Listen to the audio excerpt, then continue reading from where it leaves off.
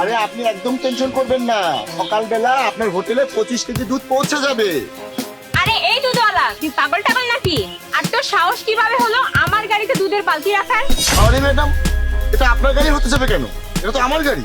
ও আচ্ছা, এমন একটা থাপ্পড় মারবো না মিথ্যা বললে।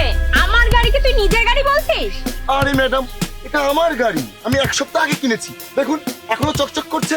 আমার গাড়ি বলেই তো আমি আমার নিজের বালতিটা এই গাড়ির উপর রেখেছি। আমি অন্যের গাড়ির উপরে বালতি কেন রাখতে যাব? দেখেছিস তুহিন, একে তোর নোংরা বালতি আমাদের গাড়িতে রেখেছে, আবার আমাদের সাথেই তর্ক করছে। ও হ্যালো, তাড়াতাড়ি তোর বালতি আমাদের গাড়ি থেকে সরা, আমাদের গাড়ি নোংরা হয়ে যাবে। হয়তো তুই জানিস না এই গাড়িটা ওর হবু বরের। আর তোকে যদি আমাদের সাথে এখানে তর্ক করতে দেখে না, তাহলে তোকে পেলে ছুঁড়ে ফেলে দেবে। আরে আমি কি কোনো বল যে আমাকে ছুঁড়ে ফেলে দেবে? আর সে তো কোনো মানুষই হবে, বোমা তো আর হবে না। বলার আগে একটু ভেবে চিন্তে বলবেন কাকে কি বলছেন। কথা বলার জন্য তো মিনিমাম একটা ভদ্রতার প্রয়োজন হয়, আপনাদের তো দেখছি সেটুকুও নেই। এই তুই তোর বক বক থামাবি আর তাড়াতাড়ি তোর বালতি সরা, না হলে আমি কিন্তু ফেলে দিব। ফেলে দিবেন? আরে আপনি কিভাবে ফেলতে পারেন? এটা আমার গাড়ি, আমার যা ইচ্ছা আমি তাই করব। এখানে আপনি কে এই কথা বলার? তোকে বললাম না এটা আমার বরের গাড়ি, এই গাড়ির মালকিন আমি। বিশ্বাস না হলে নেম প্লেট চেক করে দেখ। এই ম্যাডাম, নেম প্লেট চেক করার আমার কোনো প্রয়োজন নেই, আমি আগেই চেক করেছি। আর সেই জন্য আমি বালতিটা এখানে রেখেছি। আর আপনার যদি সমস্যা হয় তাহলে আপনি এক কাজ করুন, আপনার হবু স্বামীকে কল করে এখানে রাখুন, তাহলে এই সবকিছু বেরিয়ে আসবে কে সত্য বলছে আর কে মিথ্যা বলছে। ঠিক আছে, একটা কাজ করছি, এখন আমি ওকে ফোন করে এখানে ডেকে নিয়ে আসছি। আর শোন, ও এখানে আসার পর যদি প্রমাণ হয় এটা ওর গাড়ি আর তুই মিথ্যা বলছিস, তাহলে কিন্তু আমি তোকে ছাড়বো না। তোকে এখন পুলিশের হাতে তুলে দিয়ে তারপর ছাড়বো। এখন ভেবে দেখ, ডাকবো কি ডাকবো না। আরে ম্যাডাম, আপনি শুধু বারবার আপনার ওই হবু স্বামীর হুমকি দিচ্ছেন। আরে সে কি কোনো বোমা টোমা নাকি যে আপনি আমাকে সারা জীবন জেলে ঢুকিয়ে দেওয়ার হুমকি দিচ্ছেন? আরে এই সামান্য 2 টাকা দুধওয়ালা, তুই জানিস এর হবু বরকে? তার পরিচয় শুনলে তোর পায়ের নিচ থেকে মাটি সরে যাবে। সে এই এলাকার সব থেকে বড় লোক, বিশাল বড় বাংলো আছে, আমার ভর্তি হাঁস মুরগি গরু ছাগল আছে, 200-300 মহিষ আছে, বাড়ির সামনে সবসময় 10-12টা গাড়ি দাঁড়িয়ে থাকে। আর তোদের মতো দুধওয়ালা ওদের কাছে কিছুই না। তোদের মতো 20-25টা চাকর সবসময় ওদের বাড়িতে কাজ করে। ও আচ্ছা, তাই? স্যার প্লিজ আমাকে ওনার নামটা একটু বলে দিন, আমিও দেখি যে কে এত বড় লোক। কেন তোকে কেন বলতে হবে? আর তুই কি অফিসার নাকি যে তুই জিজ্ঞেস করলে আমি তোকে বলে দিব? আরে ইতি, এত করে যখন বলছে নামটা বলে দে। শোন, আমার হবু স্বামীর নাম ইমন, আর ওর একটা বড় ভাইও আছে, তার নাম জাহিদ। সত্যি ভাবতেও পারবি না তুই যে ওরা কতটা বড় লোক। ও আচ্ছা, এবার বুঝতে পেরেছি কোন বাড়িতে আপনার বিয়ে ঠিক হয়েছে। তবে একটা জিনিস বুঝতে পারছি না, ছেলেটা আপনাকে কি দেখে পছন্দ করলো? কি বলতে চাচ্ছিস তুই? আমার বোন সুন্দর না? আমার বোনের জন্য হাজার হাজার ছেলে পাগল।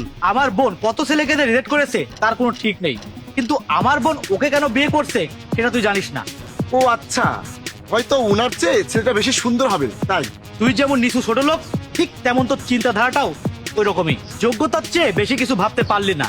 আর আমার বোন ওকে শুধু টাকার জন্য বিয়ে করছে, কারণ ওরা অনেক বড় লোক। আর এসব সৌন্দর্য টুন্দর্য কিছুই না, সবকিছু হলো টাকা। কি হলো ইতি বল? হ্যাঁ, তাছাড়া আবার কি, আমি ওকে বিয়ে করছি কারণ ওর কাছে অনেক টাকা আছে আর ও অনেক বড় লোক। ওর মতো কত ছেলে আমার পিছনে আছে, কত সুন্দর সুন্দর ছেলে আমার পিছনে ঘোরে। আমি চাইলে তো স্বয়ংবর সভা করতে পারি, কেউ আমাকে নিষেধ করবে না। আরে ছেলে তো মোটা, অমন ছেলের দিকে আমি ফিরেও তাকাই না। ওর টাকা আছে বিধায় আমি ওর সাথে বিয়ে করতে যাচ্ছি। ও আচ্ছা, তার মানে আপনি ওর টাকার জন্য ওকে বিয়ে করছেন। কিন্তু মনে করেন কালকে ওর টাকা থাকলো না, তাহলে কি আপনাকে ছেড়ে যাবেন? অবভিয়াসলি, তাছাড়া আবার কি। আর বর্তমানে টাকা ছাড়া কিছুই হয় না। যখন ওর কাছে কোনো টাকা থাকবে না, তখন ওকে আমার কোনো কাজেই লাগবে না। অনেক কথা হয়েছে, তুই অনেকক্ষণ ধরে আমাদের দুইজনের সময় নষ্ট করছিস। এখন তাড়াতাড়ি তোর বালতিটা নে আর তুই এখান থেকে কেটে পড়, না হলে কিন্তু আমি আমার হবু স্বামীকে ফোন দিতে বাধ্য হব। তাহলে ডেকেই নিন, কারণ আমি তো এখান থেকে যাবো না। ঠিক আছে, থাম। হ্যালো ইমন, কোথায় তুমি? তোমার গাড়ি যেখানে পার্ক করা, তুমি সেখানে তাড়াতাড়ি চলে এসো। এখানে একজন অসভ্য অভদ্র একটা দুধওয়ালা কখন থেকে আমাদের ডিস্টার্ব করছে। এসে একে একটা শিক্ষা দাও। দাঁড়া, আসছে, এসে তোর কি হাল করে তারপর দেখি। হ্যাঁ ঠিক আছে, সময়ই বলে দিবে কার হাল খারাপ হবে। আর ম্যাডাম একটা কথা বলি, এখন তো আমার মনে হচ্ছে না যে এই বিয়েটা হবে। কি বিয়ে হবে না? এটা বলা তুই কে? তুই কি ওদের কোনো আত্মীয় নাকি? না, কোনো আত্মীয় তো না, কিন্তু অনেক খাস মানুষ। দেখেছিস, এতক্ষণ আমাদের গাড়িকে নিজের গাড়ি বলতেছিল, এখন আবার শুধু শুধু ওদের সাথে সম্পর্ক তৈরি করছে। হ্যাঁ ইতি বলো। আর ভাইয়া, তুমি এখানে কি করছো? কি, তুমি একে ভাইয়া বলছো কেন? আরে এটাই তোমার বড় ভাইয়া জাহিদ। আমি তো তোমাকে বলেছিলাম ওনার কথা, একটা বিশেষ কাজে উনি বাইরে গিয়েছিল। এটা তোমার ভাইয়া? হ্যাঁ, এটাই আমার ভাইয়া। আর কেন তুমি এত ঘাবড়াচ্ছ কেন? ইমন ওই ওই মানে কি ওই ওই হ্যাঁ, এখন আর কোনো কথা বলে হচ্ছে না মুখ দিয়ে? কেন ভাইয়া, এখানে কিছু হয়েছে নাকি? হ্যাঁ হয়েছে বলেই তো বলছি, তুই আর এই মেয়েকে বিয়ে করবি না। কেন ভাইয়া, বিয়ে করবো না কেন? এই মেয়ে একটা ধান্দাবাজ, ও তোকে না, ও শুধু আমাদের সম্পদ আর টাকাকে ভালোবাসে। তুই হয়তো বিশ্বাস করবি না, কারণ ভালোবাসা মানুষকে অন্ধ করে দেয়, তখন সত্যিটাও মিথ্যা মনে হয়। এই জন্যই আমি ওদের সব কথা রেকর্ডিং করেছি। শোন এই রেকর্ডিংটা। আরে ছেলে তো মোটা, অমন ছেলের দিকে আমি ফিরেও তাকাই না। ওর টাকা আছে বিধায় আমি ওর সাথে বিয়ে করতে যাচ্ছি। ইতি, এইসব কি? ইমন আমি জানতাম না যে এটা তোমার ভাইয়া। আমি তখন মজা ফাজলামি করে এই কথাগুলো বলেছি। আর তুমি ভালো করেই জানো আমি একদমই এমন মেয়ে নই। চুপ, এখানে আর মিথ্যা অভিনয় করে কোনো লাভ নেই, কারণ সত্যিটা আমি নিজের কানে শুনেছি, নিজের চোখে দেখেছি, আর আমার ভাইকেও শুনিয়েছি। আমার ভাই যদি তোর মতো মেয়েকে বিয়ে করে আমাদের বাড়িতে নিয়ে আসে, তাহলে তো তুই আমাদের সংসারটাই নষ্ট করে দিবি। আর এমন মেয়ে আমি কখনোই আমার বাড়িতে ঢুকতে দেবো না। আর ইমন শোন, তুই এই মেয়েকে ভালোবাসিস, তুই একটু ভেবে চিন্তে দেখিস, কারণ তোর সবকিছু বোঝার ক্ষমতা আছে। তুই যদি একে বিয়ে করতে চাস তো করতে পারিস, কিন্তু আমাদের বাড়িতে তোর আর কোনো জায়গা হবে না।